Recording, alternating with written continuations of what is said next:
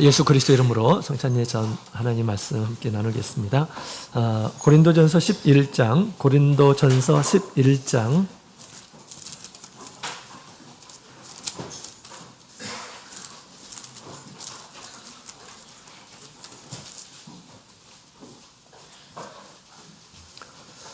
고린도전서 11장 23절부터에 있는 말씀 제가 읽겠습니다. 23절 내가 너희에게 전하는 것은 주께 받은 것이니 곧 주 예수께서 잡히시던 밤에 떡을 가지사 축사하시고 떼어 가라사대 이것은 너희를 위하는 내 몸이니 이것을 행하여 나를 기념하라 하시고 식후에 또한 이와 같이 잔을 가지시고 가라사대 이 잔은 내 피로 세운 새 언약이니 이것을 행하여 마실 때마다 나를 기념하라 하셨으니 너희가 이 떡을 먹으며 이 잔을 마실 때마다 주의 죽으심을 오실 때까지 전하는 것이니라. 그러므로 누구든지 주의 떡이나 잔을 합당치 않게 먹고 마시는 자는 주의 몸과 피를 범하는 죄가 있느니라. 사람이 자기를 살피고 그 후에야 이 떡을 먹고 이 잔을 마실지니 주의 몸을 분변치 못하고 먹고 마시는 자는 자기의 죄를 먹고 마시는 것이니라. 아멘. 우리 예수님께서 이제 이것을 행하여 나를 기념하라, 나를 생각하라 라고 주님께서 말씀하셨습니다. 이 말씀을 따라서 오늘 우리 다 함께 주님의 이름으로 성찬을 이렇게 하고 있습니다. 이를 행하며 우리 주님을 더 깊이 생각하는 이 시간이 되기를 원합니다.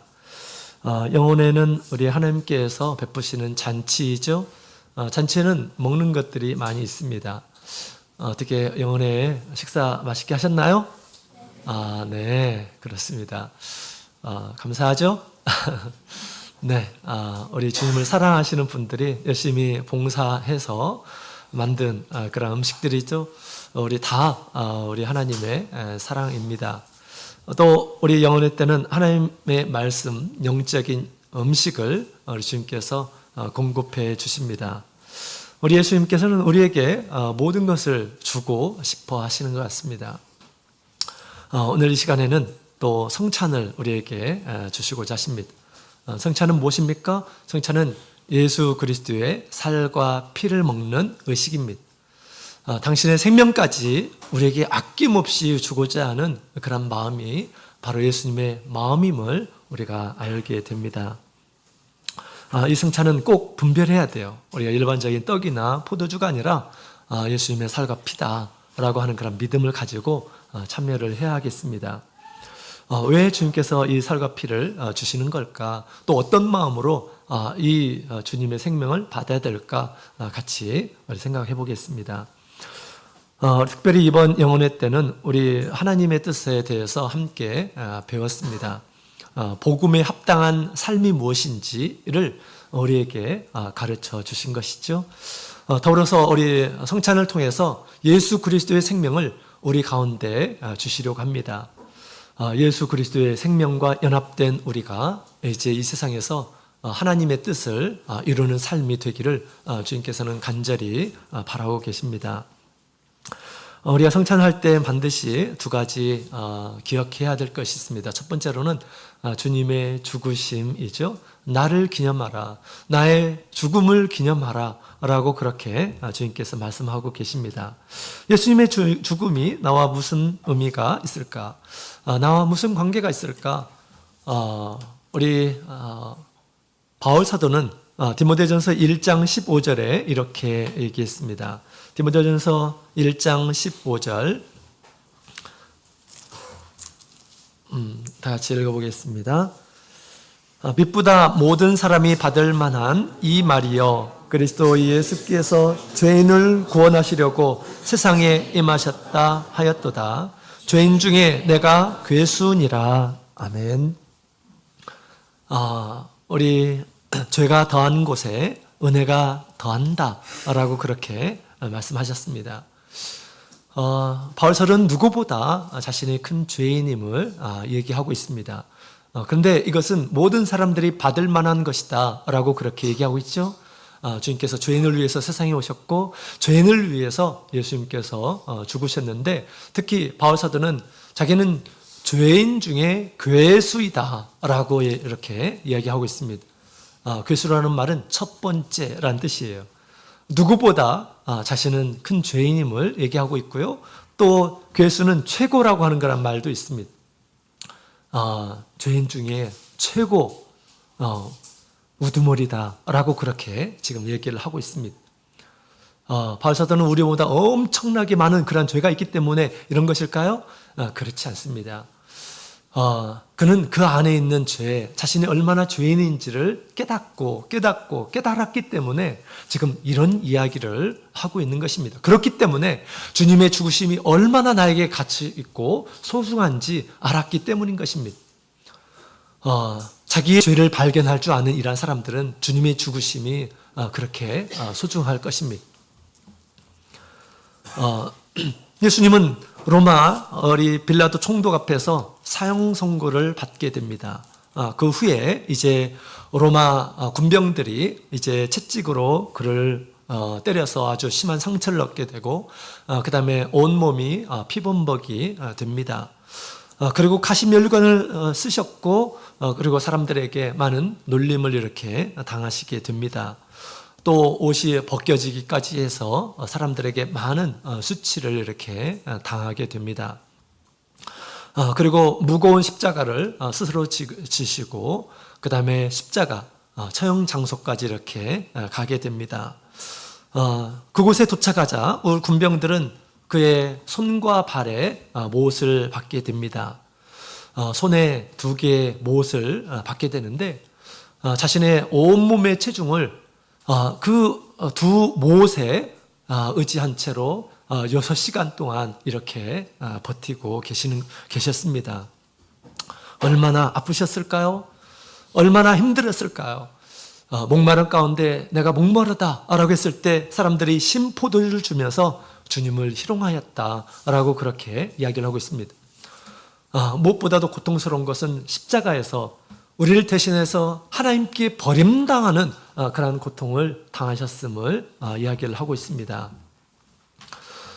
우리는 우리의 죄가 얼마나 큰지, 얼마나 많은지를 우리가 십자가를 바라보면서 우리는 기억해야 하겠습니다. 사람의 죄가 얼마나 많이 있을까요? 우리 정말 하나님 앞에 바르게 살리고자 했던 한 사람이 예수님 앞에, 하나님 앞에, 하나님 저의 재물과 그 죄악과 허물이 얼마나 됩니까? 라고 그렇게 물어봤습니다. 주님께서 그에게 알려주셨을 때 그의 죄가, 그의 허물이 머리털보다 많음을 알게 되었습니다. 머리털이 몇 개나 될까요? 머리털이 9만 개 정도 된다고 합니다. 사람의 머리털이 일반적으로 한 9만 개 정도 된대요. 엄청난 그런 숫자이죠. 다 헤아릴 수 없는 그런 죄입니다. 사실 대부분의 이런 사람들이 이게 누구의 시일까요? 누구의 고백입니까? 다윗의 고백이에요. 하나님과 마음이 합한 이 다윗도 하나님 앞에서 이런 허물과 죄로 가득했음을 이야기해 주고 있습니다. 하물며 우리가 다른 사람에 비교해서 나는 죄가 별로 없을 거야. 천만의 말씀. 헤아릴 수 없는 그런 죄가 가득하다라는 것입니다. 그것을 깨닫는 이란 사람이 주님의 이 죽음이 헛되지 않고 주님께서 얼마나 나를 사랑하는지, 또 내 죄가 얼마나 무서운 것인지를 알게 된다라고 하는 것입니다. 바울 사도는 정말 자기의 죄를 많이 깨달았던, 그 누구보다도 깨달았던 이런 사람임을 우리에게 보여주고 있습니다. 예수님의 대속이 없다고 한다면 우리 한 사람 한 사람 주님 앞에 다 모든 것들이 다 드러나게 될 것입니다. 그때 참으로 수치스럽고, 또 그것을 볼 때 얼마나 마음속으로 고통스럽겠습니까? 또 하나님 앞에 버려짐을 당하게 될 것입니다. 사실 예수님께서 당하신 모든 수치와 모든 고통과 이런 슬픔과 버려짐은 우리가 당해야 할 것들이었습니다. 주님의 죽으심이 없다면 우리 모든 것들이 다 드러나게 되고 그것으로 인해서 영원한 형벌에 처해지게 될 것입니다. 우리가 십자가를 믿음으로 바라보면서 우리가 주님을 죽인 자는 바로 우리 자신, 나 자신임을 우리가 고백할 수 있어야 하겠습니다. 죄가 얼마나 무서운 것인지를 알고 우리가 하나님을 경외하면서 죄를 우리가 멀리 해야겠습니다.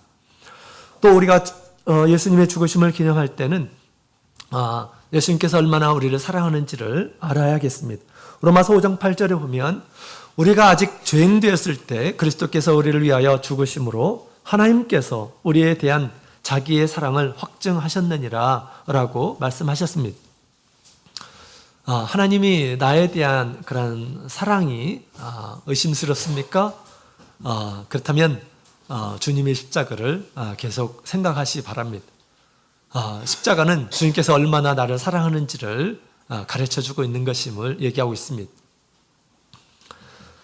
갈라디아서 3장 1절에 있는 말씀을 보면 갈라디아서 3장 1절에 있는 말씀을 보면 이런 말씀이 있습니다. 다 같이 보겠습니다. 우리 찾으셨으면 함께 읽어보겠습니다. 어리석도다 갈라디아 사람들아, 예수 그리스도께서 십자가에 못 박히신 것이 너희 눈앞에 밝히 보이거늘 누가 너희를 꾀더냐. 바울 사도는 이미 돌아가신 우리 예수님의 십자가를 계속해서 지금 보고 있음을 얘기를 하고 있습니다. 그리스도께서 십자가에 못 박히신 것이 너희 눈에 밝히 보이거늘 이라고 이렇게 얘기를 하고 있습니다. 바울 사도뿐만 아니라 사실 우리 주님을 믿는 이러한 사람들은 늘 이같이 십자가에 죽으신 우리 예수님을 늘 봐야 될 것임을 얘기를 하고 있습니다. 예수님을 바라보지 못하게 되면 어떤 사람이 될까요? 어리석은 자가 될 것이다. 된다라고 하는 것입니다. 어리석은 자가 돼요. 다른 이단에 빠지게 되고 다른 데 관심을 두고 지금 다른 복음에 빠져가지고 지금 예수 그리스도의 이 복음을 에서 떠난 이런 모습을 바울 사도가 이렇게 보게 되었다는 것입니다. 우리 바울 사도는 늘 예수 그리스도의 십자가를 바라보면서 자신이 얼마나 큰 죄인인지 또 주님께서 얼마나 나에게 큰 사랑을 베풀어 주셨는지를 늘 헤아리며 살고 있었다라고 하는 것을 얘기해 주고 있고, 뿐만 아니라 우리 모든 우리 성도들은, 그리스도 안에 있는 이런 사람들은, 주님의 은혜를 받은 이런 사람들은 늘 예수 그리스도의 십자가를 밝히 바라보며 이 세상을 살아야 됨을 얘기를 하고 있습니다. 예수님께서 얼마나 우리를 사랑하시는 것일까요? 자신의 생명보다 더 사랑하신다라고 하는 것을 십자가를 통해서 우리에게 알려주고 있다라고 하는 것입니다. 이보다 더 큰 사랑이 어디 있겠습니까? 모든 죄인들을 위해서 대신 죽으시고 영원한 생명을 주시는 것, 이것이 하나님께서 우리 사람들에게 주시는 최고의 선물임을 얘기해 주고 있습니다. 당신의 생명을 통해서 우리에게 주신 선물이 바로 십자가의 죽음이심을 우리는 꼭 기억해야 되겠습니다. 우리가 그것을 기억하도록 주님께서 지금 성찬을 우리에게 주신 것입니다. 나를 얼마나 끔찍하게 사랑하시는지 기억하도록 하기 위해서 성찬을 이렇게 주시고 있습니다. 자, 두 번째, 우리가 성찬할 때 또 반드시 기억해야 될 것이 있는데요. 예수님께서는 죽으심으로 끝난 것이 아니죠. 예수님께서 죽고 다시 부활하셨습니다. 다시 사셨어요. 그리고 또한 우리 가운데서 다시 살기를 원하신다라고 하는 것입니다. 예수님께서 어디에서 살기를 원하실까요? 요한복음 6장 56절, 요한복음 6장 56절에 있는 말씀을 같이 보시겠습니다.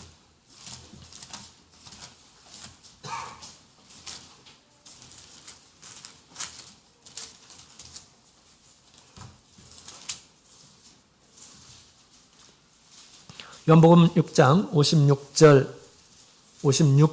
같이 읽겠습니다. 시작.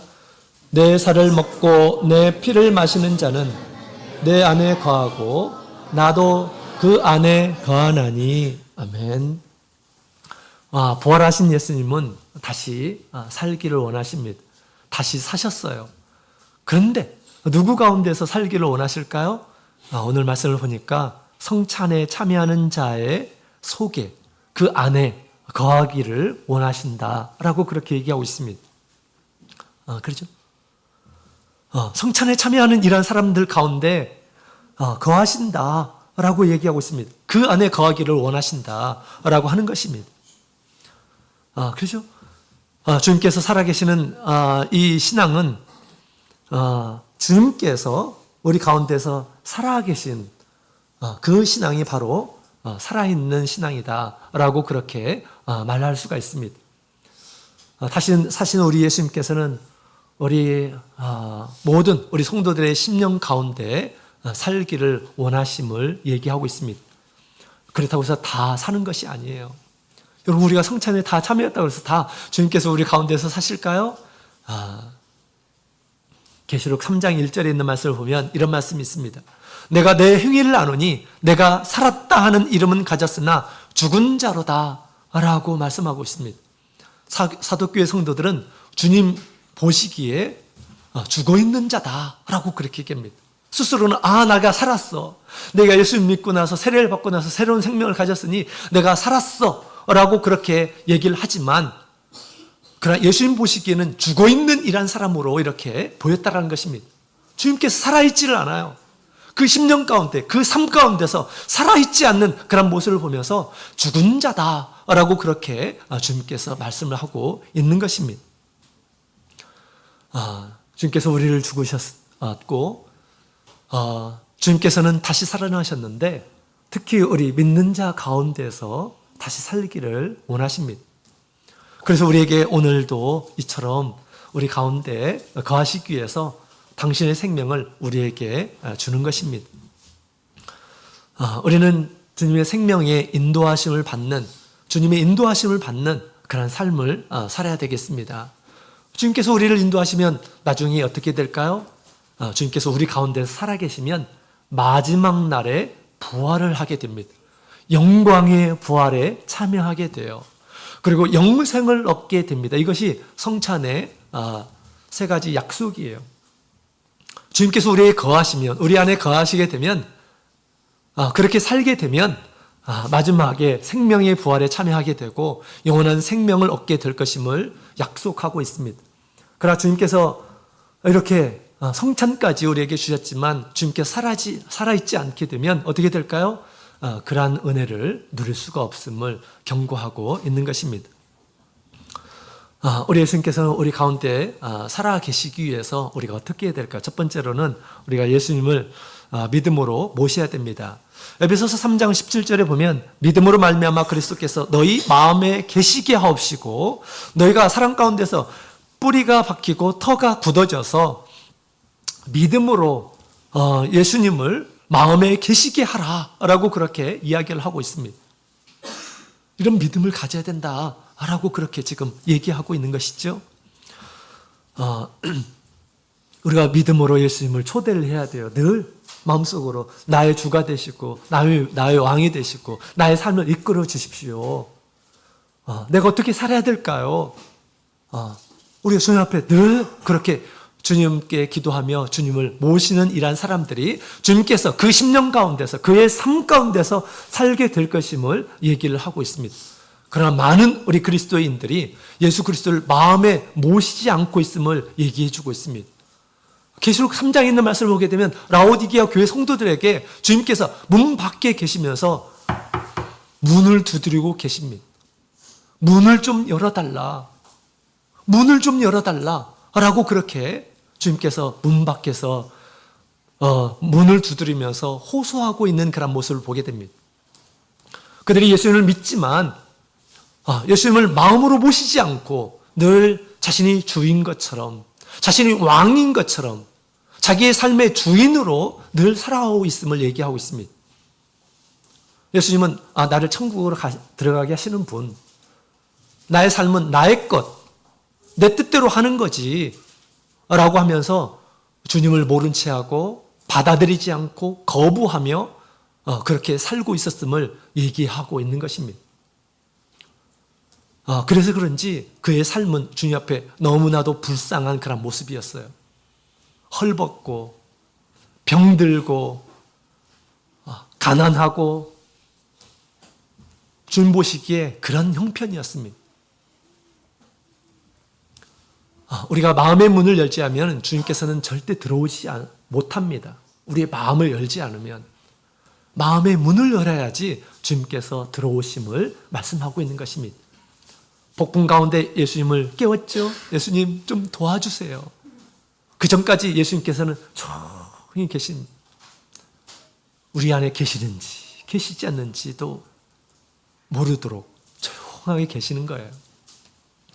우리 예수님께서 지금 오늘 우리가 예수님의 생명을 먹는데 예수님 얼마나 사랑이 많으신 분이십니까? 예수님 얼마나 능력이 많으신 분이십니까? 그러나 우리 가운데서 잠잠해 계시도록 그렇게 두어서는 안 됩니다. 우리는 마음의 문을 열고 주님을 늘 초대하는 이런 사람이 되어야 합니다. 나의 삶에 함께하여 주십시오. 진리의 말씀으로 나를 이끌어 주십시오. 주님의 능력으로 나를 죄악 가운데서 건져내 주십시오. 늘 우리가 주님을 초대해야 하겠습니다. 또 한 가지 우리 디모데후서 2장에 있는 말씀을 함께 다 같이 보시겠습니다.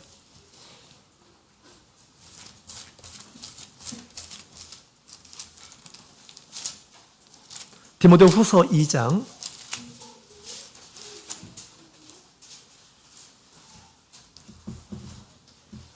11절, 우리 11절, 12절에 있는 말씀을 함께 읽어보겠습니다. 11절, 12절 읽겠습니다. 미쁘다 이 말이여, 우리가 주와 함께 죽었으면 또한 함께 살 것이요, 참으면 또한 함께 왕노릇할 것이요, 우리가 주를 부인하면 주도 우리를 부인하실 것이라. 주와 함께 죽었으면 또한 함께 살 것이요. 우리가 세례를 통해서 예수님과 함께 나의 겉사람이 죽었습니다. 새 사람은 예수님과 함께 살아야 될 사람입니다. 근데 어떤 사람들 가운데서 사시느냐? 예수님을 마음에 모시는 이러한 사람이 살게 될 것이고요. 또 여기에 있는 말씀을 보면 참으면, 너희가 참으면 또한 함께 왕노릇할 것이다. 너희 가운데서 주님께서 왕노릇할 것이다 라고 얘기하고 있습니다. 어떤 사람들 가운데서 사시느냐? 참는 사람들 가운데 주님께서 살아서 왕이 되신다 라고 그렇게 이야기를 하고 있습니다. 따라서 우리가 주님께서 우리 가운데 사시려면 잘 참아야 돼요. 모든 것을 참아야 되는 것입니다. 참아야 돼요. 참고 기도해야 됩니다. 쉬지 말고 기도하라 라고 그렇게 얘기하죠. 참고 기도해야 돼요. 기도해야지 성령의 충만을 받고 성령의 감동을 받고 성령의 인도하심을 받을 수가 있습니다. 기도하지 않으면 그런 은혜를 얻을 수가 없어요. 성령의 인도하심을 받을 수가 없는 것입니다. 참고 말씀을 계속 봐야 돼요. 참고 예배 드려야 되는 것입니다. 그죠? 참고 예배를 드려요. 어떤 때는 예배가 참 지겨울 때도 있습니다. 그러나 이 예배 가운데 하나님께서 말씀하시고 그 말씀을 통해서 어떻게 살아야 되는지를 알려주고 있는 것이잖아요. 그 말씀이 우리 가운데에서 역사하게 될 때 주님께서 역사하시는 것입니다. 주님의 말씀이 우리 가운데 역사할 때 그것이 주님께서 사시는 거예요. 그렇죠? 주님의 말씀 없으면 자기 뜻대로 사는 것입니다. 우리가 참고 기도하고 참고 말씀을 보고 예배에 참여를 하고 그렇게 해야 되는 것입니다. 우리가 열심히 일할 때는 일하고 그 다음에 공부할 때는 공부하지만 우리 시간들이 있을 것입니다. 그 시간들이 낭비되지 않기를 원합니다. 늘 핸드폰을 보면서 쇼츠를 보는 이런 사람들이 있어요. 그러면서도 성경책 하나님의 말씀을 보지 않고 그러면서도 기도도 하지 않고 하는 이런 사람들이 있습니다. 그러면 어떻게 될까요? 세상에 끌려가게 될 것입니다. 세상 사람들의 모든 생각과 가치관과 그런 거에 끌려가게 될 것입니다. 주님이 우리 왕이 되겠습니까? 늘 쇼츠만 보고 있고 늘 영상만 보고 있고 그런데 어떻게 주님께서 우리의 삶을 이끌어갈 수가 있겠습니까? 자신이 주가 되는 것이죠. 세상이 주는 주가 되는 것이죠. 우리는 참고 견뎌야 돼요. 주님 앞에 거룩한 사람이 되기 위해서, 또 주님께서 거룩히 쓰임받는 이러한 사람들을 위해서 우리가 참고 견디면서 기도하는 훈련을 하고, 말씀을 보는 훈련을 하고, 예배에 참여하는 훈련을 하고 해야 하는 것입니다. 늘 하나님의 뜻이 무엇인지를 구하는 이러한 사람이 되어야 합니다. 그렇지 않으면 자기 뜻대로 행하는 것이에요. 자기가 주가 되어서 사는 것입니다. 예수님께서는 겟세마네 동산에서 하나님의 뜻을 구했어요. 하나님의 뜻대로 되기를 그렇게 강구를 했던 것입니다. 하나님의 뜻을 구하지 않으면 자기 영광을 구하는 사람이에요. 자기 뜻대로 행하는 이러한 사람이 될 것입니다. 우리는 늘 하나님의 뜻이 무엇인지를 구하는 겸손한 이러한 사람들이 되어야 되겠습니다. 그럴 때 우리 주님께서 당신의 뜻을 알려주시고 그 말씀을 따라서 살도록 주님께서 왕이 되어서 살게 하시는 것입니다. 나에게 기쁘고 즐거운 일이라 하더라도 주님의 뜻이 무엇인지를 먼저 구하는 이런 사람들이 되기를 원합니다. 또한 참고 해야 될 것이 있어요. 참고 십자가의 길을 걸어가는 사람이 되어야 합니다. 십자가의 길은 고통스러운 것이에요. 힘든 것입니다. 그러나 그 십자가를 지지 않는다고 한다면, 참고 지지 않는다면 하나님의 뜻이 이루어지지를 않습니다. 우리가 들었던 이 말씀도 하나님의 뜻도 우리가 참지 않으면 결코 이룰 수가 없는 그런 말씀이에요. 기뻐하는 것, 기도하는 것, 감사하는 것, 우리가 스스로 참지 않으면 절대 이것을 이룰 수가 없습니다. 참고 십자가를 걷는 이란 사람들, 하나님의 말씀을 붙잡고 가는 이란 사람들은 그것이 고난의 길이지만 나중에 이것이 하나님의 뜻을 이루는 영광의 길임을 알게 될 것입니다. 참고 잘 견디는 이란 사람들이 우리 하나님의 뜻을 이루게 됩니다. 주님께서는 그 가운데 함께 하셔서 우리에게 힘을 주시고 능력을 주시고 또 위로해 주시고 사랑해 주셔서 마침내 주님의 거룩한 뜻을 이루도록 그렇게 하심을 알게 됩니다. 주님께서 우리 가운데서 왕노릇하는 이러한 사람들은 주님의 능력을 보게 됩니다. 주님의 지혜와 또 주님의 거룩함, 주님의 큰 은혜들을 체험하게 될 것입니다. 그래서 왕노릇 주님께서 하시려면 우리의 고집스러운 마음부터 우리가 내려놓아야 돼요. 여러분, 우리가 가진 것은 다 사실은 내 것이 아니라 주님께서 주신 거예요. 우리를 모태에서 조성하신 분이 누구일까요? 우리를 어머니의 모태에서 조성하신 분이 누구일까요? 하나님이십니다. 하나님이시고 세상에 있는 것들로 다 먹고 마시고 키워주신 분이 누구일까요? 다 하나님의 것이고 우리의 것은 다 하나님의 것이에요. 하나님께 드리는 것을 인색하게 생각하면 안 됩니다. 나는 다 하나님의 것입니다. 나의 시간이 다 하나님의 것입니다. 나의 모든 것은 다 주님의 것입니다. 라는 그런 믿음을 가지고 주님께서 나의 삶의 왕이 되시도록 주님을 우리가 초대하는 이러한 사람이 되어야 합니다. 그럴 때 주님께서 그 인생을 함께 해주시고 왕이 되게 해주시고 우리는 주님의 큰 은혜들을 늘 누리면서 살 수 있게 될 것입니다. 주님께서 왕이 되시면 어떤 삶을 살까요? 주님께서 이 세상에 오셔서 한 일들을 하면서 살게 될 것입니다. 세상에서 죄악에 물들지 않고 예수님께서 아주 거룩하게 살으셨던 것처럼 우리가 정결하게 깨끗하게 하나님의 자녀다운 모습으로 그렇게 살아가게 하실 것입니다. 더럽지 않게. 또 주님께서 우리 가운데 왕이 되시면 당신의 나라를 위해서 일한 것처럼 우리 하나님의 집을 위해서 일하는 사람들이 될 것입니다. 우리 교회에 있는 우리 성도들에게 마음을 두고 그들을 사랑하며 그들을 위해서 애쓰고 그런 삶을 살게 될 것입니다. 또한 한 사람의 영혼, 내 영혼이 중요한 것처럼 세상에 있는 잃어버린 그런 영혼들을 생각하며 그들을 위해서 기도하고 그들을 위해서 사는 그런 삶이 될 것입니다. 그것이 예수님께서 이 땅에 오셔서 하신 그러한 일들입니다. 주님께서 우리 안에 계셔서 그 일들을 하셔서 하나님의 뜻을 이루시